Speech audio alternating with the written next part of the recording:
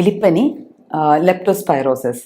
അതായത് മഴക്കാലത്ത് ജന്തുജന്യ രോഗങ്ങളിൽ ഒരു പ്രധാനമായി കേൾക്കപ്പെടുന്ന ഒരു അസുഖമാണ് എലിപ്പനി.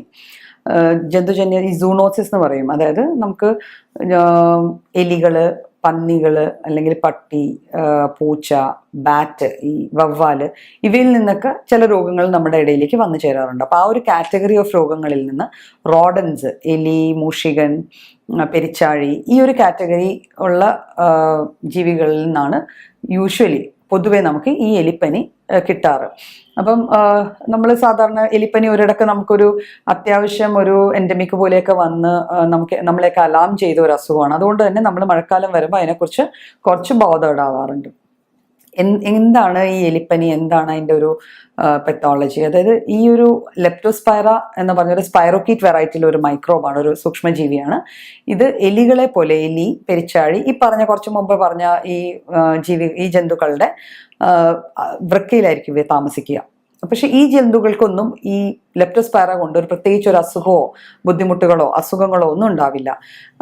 അവരുടെ ഇന്റർമീഡിയറ്റ് ഹോസ്റ്റ് ആണത്. അപ്പൊ ആ ഹോസ്റ്റിൽ ഇവര് ജീവിച്ചു കൊണ്ടിരുന്നിട്ട് അവരുടെ വിസർജ്യങ്ങൾ മൂത്രത്തിലൂടെ ആയിരിക്കും യൂഷ്വലി പുറത്തേക്ക് വരിക. മഴക്കാലത്ത് ഇവരുടെ മൂത്രം നമ്മൾ വെള്ളക്കെട്ടുള്ള സ്ഥലങ്ങളിലോ ഈ പാടങ്ങളിൽ, കൃഷി സ്ഥലങ്ങളിൽ, അല്ലെങ്കിൽ പൈനാപ്പിൾ തോട്ടങ്ങൾ, ഇങ്ങനത്തെ പല പല സ്ഥലങ്ങളുണ്ട്. അവിടെയൊക്കെ വെള്ളക്കെട്ട് ഉണ്ടാവാൻ സാധ്യതയുണ്ട്. എലികൾ കൂടുതലും കാണും.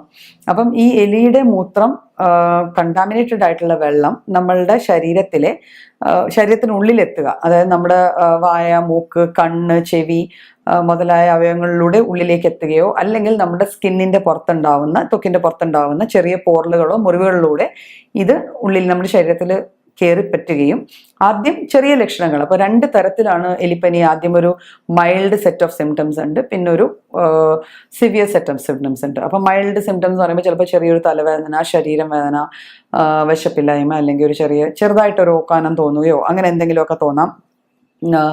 പിന്നെ തലവേദന യൂഷ്വലി ഉണ്ടാവുക തലയുടെ ബാക്കിൽ നിന്ന് നെറ്റിയിലേക്ക്, മുന്നിലേക്കുള്ള ഒരു ടിപ്പിക്കൽ ആ ടൈപ്പ് ഓഫ് തലവേദനയായിരിക്കും. പേശികൾ വലിഞ്ഞു മുറിയുന്ന പോലത്തെ വേദനയായിരിക്കും. യൂഷ്വലി കാലുകൾക്കായിരിക്കും വേദന കൂടുതൽ അനുഭവിക്കുക. അപ്പോൾ നമ്മൾ സാധാരണ വെള്ളത്തിലൊക്കെ പോയി വന്നതല്ലേ, ഒരു സാധാരണ പനിയായിരിക്കും എന്ന് വിചാരിക്കും. അത് ഈ ലെപ്റ്റോസ്പൈറ നമ്മുടെ ശരീരത്തിൽ കയറി കഴിഞ്ഞാൽ ഏകദേശം ഒരു 10 ദിവസത്തിനുള്ളിൽ ലക്ഷണങ്ങൾ കാണിച്ചു തുടങ്ങും. 4 മുതൽ 20 ദിവസങ്ങളാണ് ഒരു വേരി ചെയ്ത് വരിക. ഓൺ ആൻ ആവറേജ് ഒരു 10 ദിവസം കഴിയുമ്പോഴത്തേക്ക് നമുക്ക് ഈ ചെറിയ മൈൽഡായിട്ടുള്ള ലക്ഷണങ്ങൾ കണ്ടു തുടങ്ങും. നമ്മൾ ഈ ലക്ഷണങ്ങൾ പ്രോപ്പറായിട്ട് ട്രീറ്റ് ചെയ്യുന്നില്ല എങ്കിൽ ഒരാഴ്ചക്കുള്ളിൽ ഇത് അത്യാവശ്യം താഴുന്നത് പോലെ തോന്നും. നമ്മൾ വീണ്ടും നമ്മുടെ സാധാരണ കാര്യങ്ങളിലേക്കൊക്കെ തിരിച്ചു ചെല്ലുമ്പോഴായിരിക്കും ഇതിൻ്റെ സിവിയറിറ്റി കൂടി പെട്ടെന്നായിരിക്കും.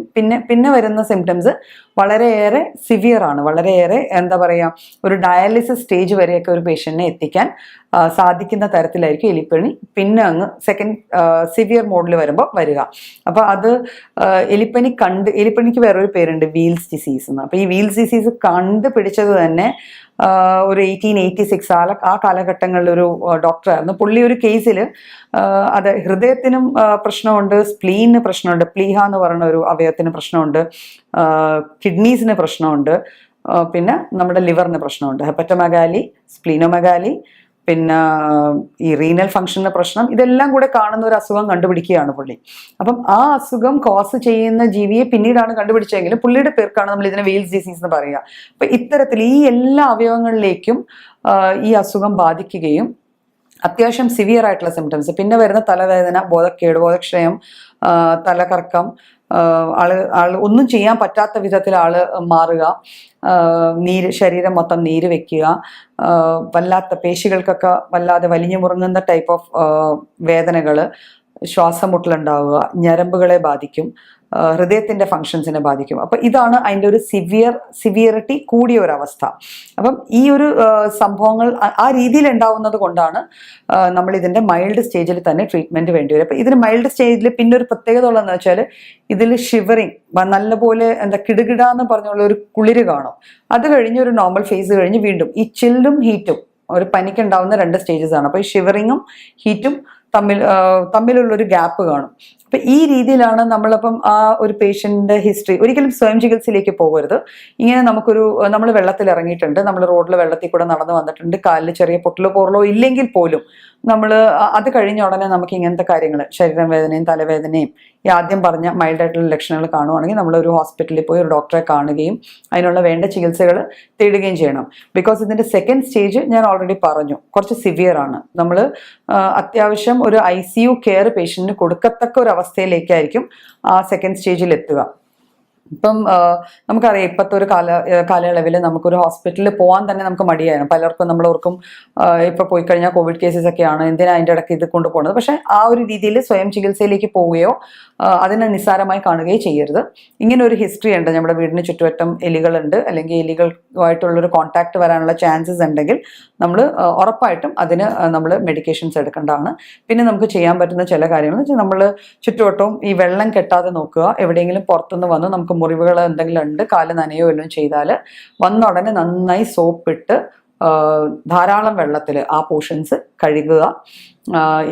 ഈ രീതിയിലെ കാര്യങ്ങൾ, അതായത് നമ്മുടെ പേഴ്സണൽ ഹൈജീനും നമ്മുടെ ചുറ്റുവട്ടത്തുള്ള ഹൈജീനും.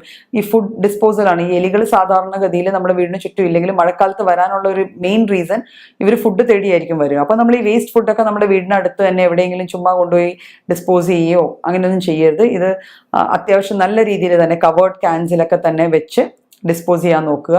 പരിസരവും വ്യക്തി ശുചിത്വവും പരിസര ശുചിത്വവും നന്നായി നോക്കിയാൽ തന്നെ നമുക്ക് ഈ എലിപ്പനി പോലെയുള്ള കണ്ടീഷൻസ് വരാതെ നോക്കാൻ പറ്റും. പിന്നെ നമുക്ക് ചെയ്യാൻ പറ്റുന്ന ഒരു കാര്യം എന്ന് വെച്ചാൽ, നമുക്ക് ഇതിൻ്റെ മൈൽഡ് ഫീച്ചേഴ്സ് ഉള്ളപ്പം എന്തെങ്കിലും കാരണവശാൽ നമുക്ക് ഒരു വൈദ്യ സഹായം തേടാൻ പറ്റാത്തൊരവസ്ഥ വരുവാണെങ്കിൽ നമുക്ക് ലാബിൽ പോയിട്ട് ഒരു സീറം ടെസ്റ്റ് ഉണ്ട്, PCR ടെസ്റ്റ്. അതോ ലാബിൽ ചെന്ന് നമ്മൾ ലെപ്റ്റോസ്പൈറോസിന് അല്ലെങ്കിൽ എലിപ്പനിക്കുള്ള ടെസ്റ്റ് എന്ന് പറഞ്ഞ ആ ടെസ്റ്റും റുട്ടീൻ ബ്ലഡ് എക്സാമിനേഷനും ചെയ്ത് കഴിഞ്ഞാൽ തന്നെ അതിലെന്തെങ്കിലും ഒരു പോസിറ്റീവ് കണ്ടാൽ നമ്മൾ അപ്പം തന്നെ നമ്മൾ ഹോസ്പിറ്റലിൽ റിപ്പോർട്ട് ചെയ്യുകയും അതിന് വേണ്ട ചികിത്സ തേടുകയും ചെയ്യേണ്ടതാണ്.